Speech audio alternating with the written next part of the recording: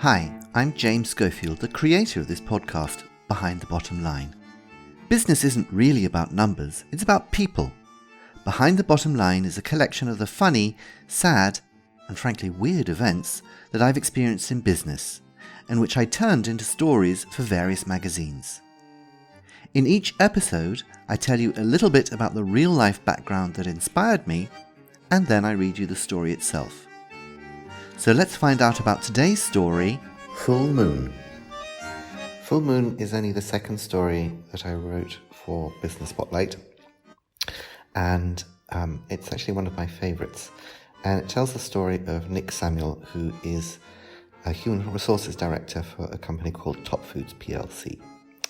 And Nick has a rather annoying boss called Jerome Jones, or JJ for short. And JJ gets it into his head that he wants to win an award, a company award for having a very diverse team. And so he instructs Nick Samuel to look around for good examples of diversity within the company that he could promote and that could write about, and so that he could win this coveted award from a big business magazine. And Nick does this and puts together a list of 12 people who he thinks are interesting examples of diversity, and he presents the list. He gives the details about these people anonymously. People were only willing to offer their information about their diverse features to Nick on condition that they were kept anonymous, and only if they had a chance of becoming the person who got the promotion were they were then willing to divulge their name. And unfortunately, the JJ's interest in diversity is shown to be rather thin when it comes to the kind of diversity that Nick has managed to uncover in the company. And so in the end, JJ blames Nick for having a stupid idea in the first place, and decides to give up on the whole diversity topic within the company altogether. However, what JJ doesn't know is that Nick has a rather interesting area of diversity himself, which JJ doesn't get to uncover, but you, the reader, or the listener, get to hear how diverse Nick actually is at the very end of the story, so make sure you listen. My interest in the topic of diversity in companies stems back to about the time that I was writing the story, of course, when the company that I was working with really started doing an awful lot more for gender diversity. And then they got interested in age diversity, and then they got interested in otherly abled diversity, and finally they got interested in LGBTQ diversity. But I always slightly had the feeling that it was as if HR departments were ticking boxes and saying, okay, we've done this, we've done this, we've done this, this is going to make us an attractive employer. And that's it. The real belief in embracing the diversity of people within an organization, I feel is a little bit lacking. And that sounds perhaps a bit cynical, and you should also say, well, that they're doing anything is a good thing if you consider that how the focus over the previous 150 years of business has always been on white middle-class males, and anything that changes that is a good thing. But it's always struck me that there is probably considerably more diversity in companies than we acknowledge and than is ever transparent. And I wanted to explore that and see what would happen if you really looked under the surface and found out about just how different people can be. The boss, JJ, is your classic idiot boss. You can see the influences of things like Dilbert. I'm kind of quite fond of him because he comes up in, I've used him and Topfoods PLC and Nick Samuel in I think 5 or 6 stories over the years for on different occasions. And each time JJ behaves like a complete idiot, and it's left to Nick to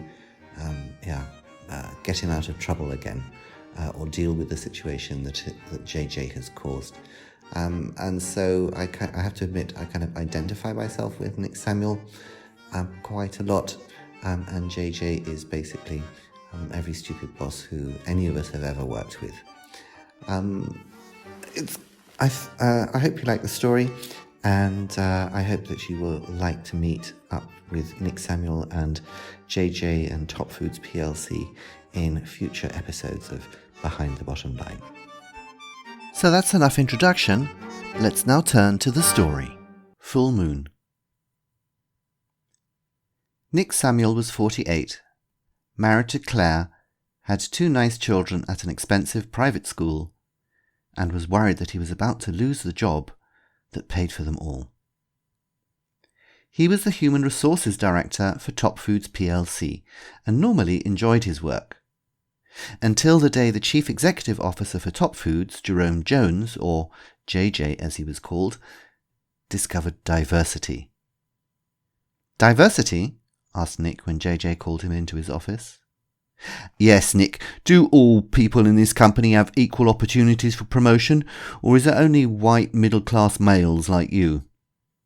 And you, thought Nick.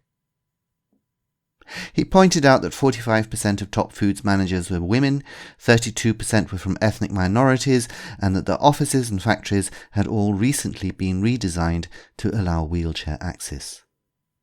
It's not enough, Nick. What about gays or single parents? Did you know that scientists somewhere have proven that culturally diverse teams produce better results than unmixed teams? Yes, said Nick. I read that article in the London Business Journal last month. Good. Well, the journal is giving an award to the CEO who provides the best example of diversity in action, and I want to win it. Everything you said so far is fine, but lots of companies do that. I want someone spectacularly diverse in a senior job. Well, doesn't that depend on their skills, JJ? Asked Nick nervously. Oh, we'll find a job where they can't do any damage. Perhaps say goodbye to somebody who's been too long in one area. As he left the room, Nick felt JJ's eyes on his back. So it's just about winning this diversity award, is it? Asked Claire that evening. Definitely. Perhaps I should tell JJ about, you know. All too risky, she said. Just do as he says and find some interesting candidates in the company. I bet there are lots. So for the next 3 weeks, Nick interviewed people and produced a file of 12 high potential possibilities for JJ. Why are these profiles anonymous? Asked JJ as he looked at Nick from behind his huge desk. I only got this information from the individuals on the basis of anonymity. If you decide you want to offer one of them something, I can arrange a meeting with you. Shall I begin? Okay. Candidate A is 32 and has qualifications in marketing. She is divorced and has a 3-year-old son and a girlfriend. Excellent. Is she pretty? Would she look good in photographs? That's sexist, JJ. Don't say that at the awards. But yes, she is. She is also a practicing witch and can turn... Wait a minute. A witch? Yes, black magic. Very useful in the strategy department. You're kidding. No, really, JJ. She's well known in witch circles. We can't promote a witch.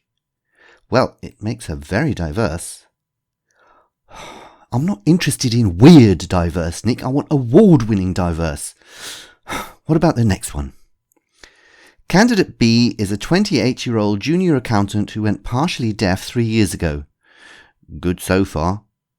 And he is a very skillful mind reader. He knew exactly what I had planned for the weekend. He could be head of auditing. I do not want a mind reader next to me in meetings. Next! And so it went on for another 10 candidates.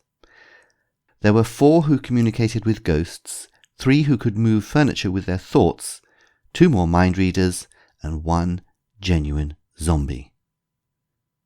I know that guy, Nick. I saw him eating a cat at lunchtime down in the garage a month ago, but I thought I was mistaken. This is terrible. Oh, I'm sorry, JJ, said Nick. It's amazing how much diversity there is in the company. JJ sighed. This award was a crazy idea of yours, Nick. What did you say to those the people you interviewed? Are they expecting something?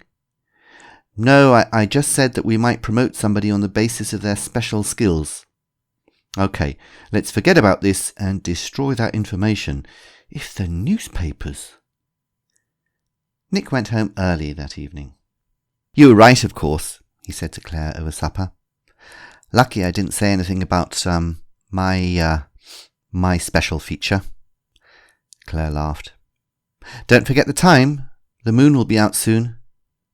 Nick scratched his chin, which badly needed shaving. Ah, yes, such a bore. Thank goodness it's only one night a month. Shall we go for a walk after I've changed? Oh, that would be nice. I'd like some fresh air. So, half an hour later, with a bright full moon shining in the sky, Claire Samuel could be seen walking down the street, while her husband trotted behind her and sniffed the bottom of all the lampposts. I hope you enjoyed this episode of Behind the Bottom Line. Why don't you subscribe to make sure you never miss an episode? And please tell your friends and write a review so that other people can find out about Behind the Bottom Line. Take care until next time. Bye-bye.